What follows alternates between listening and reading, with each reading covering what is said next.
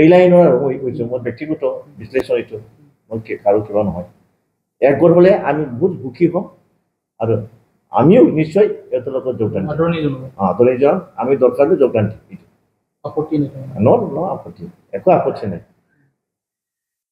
বৰ্তমানৰ অধ্যক্ষ বিধানসভা বিশ্বজিৎ দৈমাৰীটো পৰৱৰ্তী BTCৰ চিফ বনোৱাৰ যিটো যোজা আপোনালোকৰ দলে কৰি আছে বুলি চৰ্চা চলি আছে এইটো মানুহবিলাকে কয় কিন্তু তেনেকুৱা নহয় আমাৰ এতিয়া দেখিছে আমাৰ BTCৰ এজন মন্ত্ৰী আছে এই মন্ত্ৰীজনে কিমান কাম কৰিছে আপোনাক দেখিছে কিন্তু BTCটো কাম কৰিব লাগিব বিজেপিৰ তৰফৰ পৰা যেতিয়া আমাৰো ইয়াত কমচে কম 50% বিজেপি মানুহ আছে ৰাইজৰ উন্নতি কাম কৰিব লাগিব ৰাইজৰ চৰকাৰ ডাইৰেক্টলি কৰিব নোৱাৰে গতিকে মন্ত্ৰী ইয়াত দি পেলাই BTCৰ তৰফৰ পৰা বিজেপিৰ তৰফ BTC অঞ্চলত এইটো উন্নতিৰ কাম কৰিব বিচাৰিছে আমাৰ মাননীয় মুখ্যমন্ত্ৰী ডাঙৰীয়া চিফ হোৱা নোহোৱাটো বেলেগ কথা এইটো এতিয়া নহয় যেতিয়া ইলেকশ্যন আহিব কাক কোনে চিফ বনাব এইটো পিছৰে কথা কিন্তু এতিয়া তেনেকুৱা ধান্দাও নহয় আমি বুলি বিচাৰোঁ হয় ৰাইজৰ মানুহে বিচাৰিব হোৱাটো শুনিছোঁ তেনেকুৱা কৈছে আমি বিশ্বজয় চিফ বনাম কিন্তু এখেতৰ মনত তেনেকুৱা নহয় আৰু আমাৰ মুখ্যমন্ত্ৰী ডাঙৰ তেনেকুৱা নহয় BTCত উন্নতি কৰিব বিচাৰিছে এইকাৰণে বিশ্বজিৎ দৈমাৰীক মন্ত্ৰী কৰিব বিচাৰিছে আজি আমাৰ কোকৰাঝাৰ জিলাৰ মিডিয়া বন্ধুসকলক মই ঘৰত আপোনালোকক ধন্যবাদ দিছোঁ মই আজি আপোনালোকক মাতৃকান্ত হৈছে বিগত দিনৰ মোৰ আৰু BTC চিফ মাননীয় ডাঙৰ নেতৃত্বৰ মাজত বহুত খেলি মেলি কিবা কিবি নিউজত ওলাই আছিল এইটো মই অলপ স্পষ্ট কৰিবলৈ বিচাৰিছোঁ কাৰণ এইবিলাক এনেকুৱা হৈ থাকিলে আমাৰ মাজত এনেই কাজিয়া লাগি থকা হয় গতিকে মই আজিৰ পৰা এইটো শেষ হওক বুলি মই আপোনাক মাতিছোঁ আৰু মাননীয় BTC চিফ প্ৰমোদ বড়োৰ অনুৰোধত অসমৰ কৰ্মযোগী মুখ্যমন্ত্ৰী ডক্টৰ হিমন্ত বিশ্ব শৰ্মা দেৱৰ অনুমোদনত মোৰ ওপৰত যি অনুশাসনমূলক ব্যৱস্থা লৈছে সেইটো মই নিষ্ঠাৰে মানি লৈছোঁ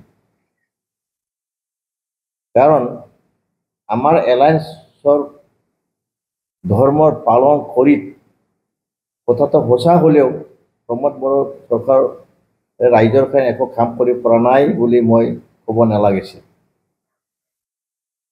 এই ভুলটো মই অন্তৰে স্বীকাৰ কৰিছোঁ আৰু মাননীয় CM প্ৰমোদ বড়ো আৰু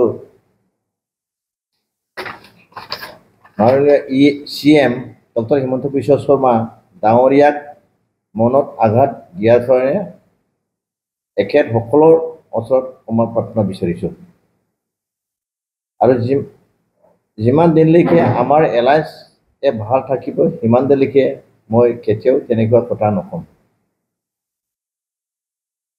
মই এতিয়া চৰকাৰ BTCৰ EM নহ'লেও সদায় এজন সৈনিক বিজেপি আৰু ৰাইজৰ কাম সুচাৰুৰূপে কৰি থাকিম কাৰণ বিজেপিৰ প্ৰিন্সিপালটো প্ৰথমে দেশ দ্বিতীয়তে পাৰ্টি আৰু তৃতীয়তে ব্যক্তিগত সেইকাৰণে পাৰ্টিত মোৰ কোনো নিজা বুলি ক'বলগীয়া একো নাই 2020 চনত প্ৰথমে যেতিয়া BTC চৰকাৰ গঠন কৰাত সদস্যৰ সংখ্যা কম আছিল তেতিয়া মাননীয় আজিৰ মুখ্যমন্ত্ৰী আৰু সেই সময়ৰ finance minister doctor Himanta Biswa Sarma আৰু এতিয়া BTC আসাম লেজিসলেটিভ এছেম্বলিৰ অধ্যক্ষ মাননীয় বিশ্বজিৎ দৈমাৰীয়ে কোৱাৰ কাৰণে মই ফুল ফ্লেজেড চৰকাৰ গঠন কৰাত সহায় কৰিছিলোঁ আৰু এইমতে মোক মাননীয় ডক্টৰ হিমন্ত বিশ্ব শৰ্মাই EM বনাইছিল এতিয়া আৰু যথেষ্ট MCD আহিল আৰু এখন পূৰ্ণাংগ চৰকাৰ হেৰি গ'ল এই সময়ত বহুত সমস্যা হৈছিল ডাকা পালা সমানে আছিল সেইকাৰণে ময়ো ভাবিলোঁ কাৰণ আমাৰ BPF দল 17 জন জিকি গ'লেও চৰকাৰ গঠন কৰিব পৰা নাই বা সুবিধা ল'ব পৰা নাই গতিকে মই তেওঁলোকে মাতাৰ কাৰণে চৰকাৰটো স্থিৰতা হওক বুলি মই বিজেপিত যোগদান কৰিছিলোঁ। আমাৰ অসমৰ কৰ্মযোগী ডক্টৰ মুখ্যমন্ত্ৰী হিমন্ত বিশ্ব শৰ্মা মই এজন ডিপ ৰুটেড ফেন। এখেতৰ মিছন, ভিজন, কমিটমেণ্ট, ফিলন্থ্ৰপিক এটিচিউড, ৰাজ্যৰ আৰু দেশৰ সকলো জনগোষ্ঠীৰ কাৰণে কাম কৰা ষ্টাইল আৰু এটিচিউডটো মোৰ বহুত ভাল লাগে। এখেতৰ নেতৃত্বত আজি অসমত যেনেকৈ উন্নতি হৈছে আগতে তেনেকুৱা কেতিয়াও দেখা নাছিলোঁ। এখেতৰ নেতৃত্বত BTCটো আমি তেনেকুৱা উন্নতি হ'বতো বিচাৰোঁ। প্ৰমোদ বড়োৰ নেতৃত্বত BTC চৰকাৰ ভালে ভালে চলি থাকক আৰু এখেতৰ অহিম জ্ঞান আৰু বুদ্ধি আৰু কৰ্মদক্ষতাৰে BTCৰ উন্নতি হওক। এয়াই মোৰ BTC চৰকাৰৰ কাৰণে শুভেচ্ছা আৰু সদায় থাকিব। প্ৰমোদ বড়োৰ ওপৰত মোৰ কোনো ব্যক্তিগত আক্ৰোশ বা বেয়া ভাৱ বা চিন্তা নাই। মই তেখেতক বহুত ভাল পাওঁ আৰু তেখেতৰ জ্ঞান আৰু গুণটো প্ৰশংসা কৰোঁ। আজিৰ দিনত মোৰ বোধেৰে বড়ো জাতিৰ ভিতৰত পলিটিচিয়ান হিচাপে এখেতৰ নিচিনা অলৰাউণ্ডাৰ মানুহ মই দেখা নাই। সেইবিলাক বাস্তৱ কাৰ্যত ব্যৱহাৰ কৰি কাম কৰিব পাৰিলে বড়ো জাতিৰ ভৱিষ্যত বহুত উন্নতি হ'ব বুলি মই আশা কৰোঁ। মই অসমত অলপ লাগিছিল দুখ, কিন্তু ইমানখিনি মই দুখিত নহওঁ, কাৰণ পাৰ্টিটো তেনেকুৱা হয়। মই কিবা ভুল কৰিছোঁ তাৰ কাৰণে চাজাটো পাব লাগিব, কাৰণ আমাৰ চৰকাৰো ডাঙৰ চবচে। চৰকাৰটো এলায়েন্সত আছে, BTC ইলেকশ্যন নোহোৱালৈকেতো ইয়াত পঁচিছলৈকে এলায়েন্স থাকিব। গতিকে এইবিলাক মই অৰ্থ অফ ছেক্ৰেচি মই যিটো লৈছিলোঁ এইবিলাক মই ক'ব নালাগিছিলোঁ। তথাপিও সেই দিয়াৰ কাৰণে হয়তো মোৰ ওপৰত আমাৰ হাইকমাণ্ডে একশ্যন লৈছে, মই মানি লৈছোঁ। মোৰে ভুল হোৱা বুলি মই ধৰি লৈছোঁ আৰু কেতিয়াও তেনেকুৱা মই আৰু নকওঁ। যেতিয়ালৈকে এলায়েন্সৰ পাৰ্টনাৰশ্বিপটো থাকিব মই কেতিয়াও নকওঁ। নিশ্চয় নাই, নকৰা। পাৰ্টিটো তেনেকুৱাই। আজি দেখিছোঁ BPP হওক বা UPPL হওক, বড়োৰ মাজত এন্টি ইনকাম বেছি আহি গৈছে।